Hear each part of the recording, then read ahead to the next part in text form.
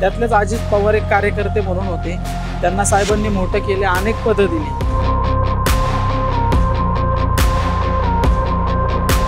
पक्ष जरी त्यांना म्हणजे घड्याळ जरी त्यांना भेटला असेल, पण त्यांचे घड्याळाचे काटे आम्ही नक्कीच फिरवल्याशिवाय राहणार नाही.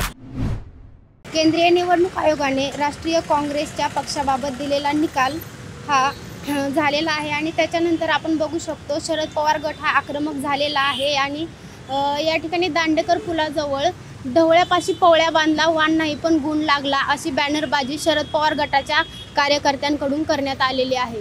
या ठिकाणी ढवळ्या म्हणून एकनाथ शिंदे आणि पवळ्या म्हणून अजित पवार यांचा फोटो देखील लावण्यात आलेला आहे. तर हा पोस्टर ज्यांनी लावला आहे त्यांच्यासोबत आपण बातचीत करणार आहोत. काय सांगाल?